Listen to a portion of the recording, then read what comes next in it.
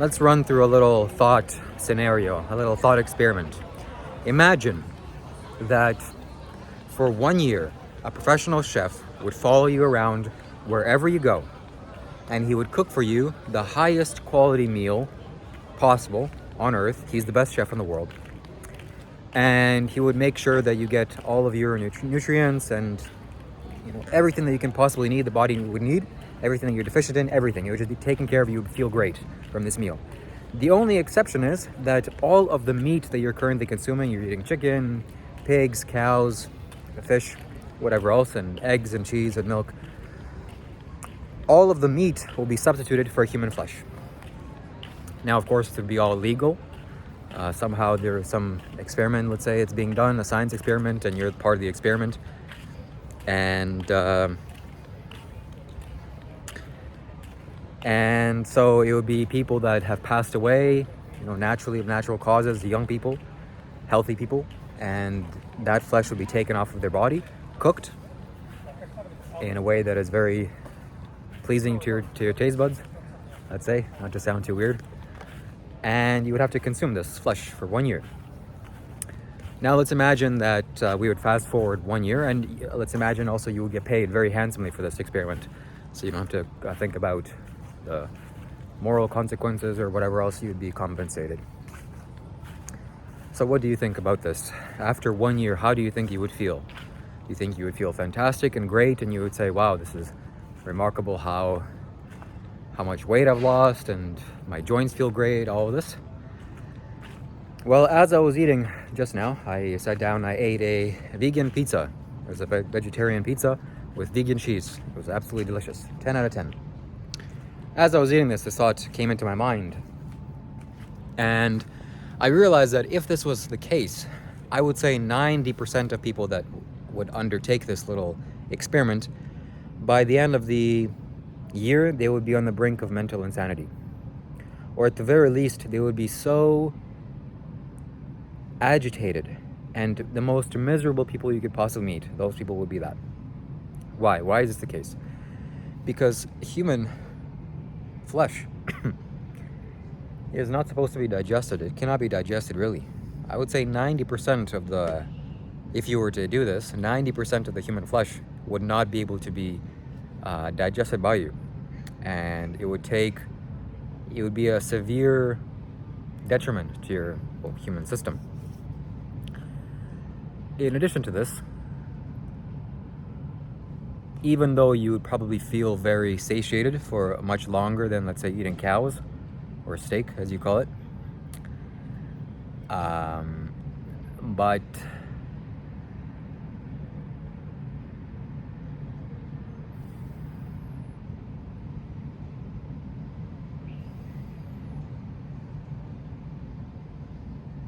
the food would not digest very well, very easily, and you would feel very agitated, simply because human flesh, the DNA and the information that is in the flesh is very complex. It's so much more complex than, let's say, a cow, and definitely much more complex than a chicken or a fish. Fish is very easy flesh to digest. So I was a vegan since I was 19 years old. I felt like the space in which I was in, it opened up and something came through and said, you need to stop eating meat right away. And at that very moment, I went inside the fridge and I looked at the sausage that I just ate an hour ago, and I was absolutely disgusted. I realized, I had clarity for the first time what this actually is. Like, I'm eating meat. I'm eating a dead corpse. I cannot articulate it into words. You have to see this for yourself. I will in the future. I'll articulate it in the future. So as of 19 years old, I ate a vegan diet mostly. Let's say 80% of my diet would be a vegan or plant-based whole food diet. But I still didn't get the point of it. I understood the moral consequences of it, and it was very traumatizing for me to see how animals are being kept and treated. Yet it wasn't really registering on a physical level. So sometimes I would have craving for chicken wings, let's say like once every 6 months or something. And then I would just think to myself, why not? Who cares? They're already dead, and what's the point? And I would eat these chicken wings and it would feel fantastic. And then, of course, I would experience lethargy and whatever other consequences.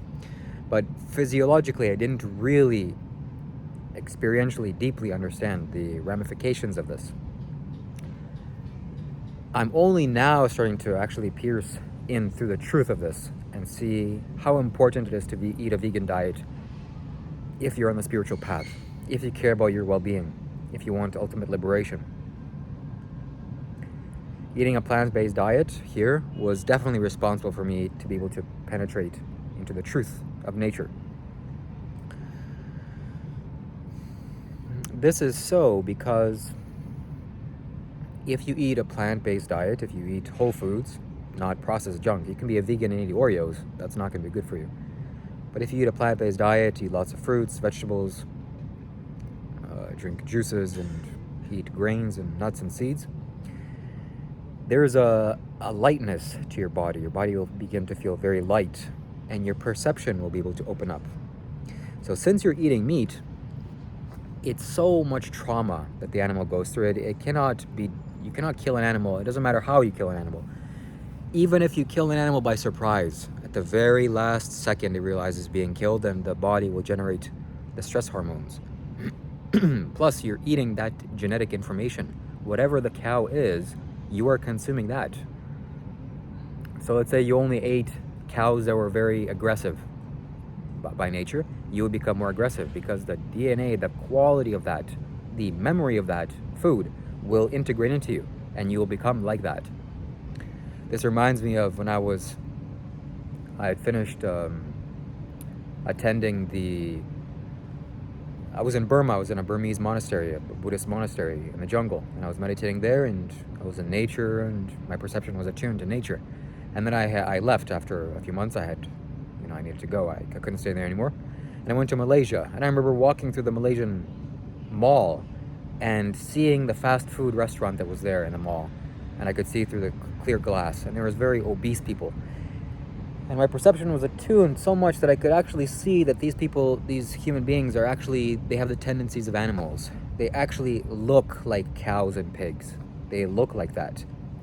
Why? Because the genetic memory of the food that you're eating, it will integrate into your own body, and you will literally become like that. Now, I sure hope that you don't want to become like a chicken or a pig or a cow. That's not something that you want. So does that mean to say if you eat carrots, you're going to become like a carrot? Yes, exactly. That's exactly what it means. You are the food that you eat. This little creature here.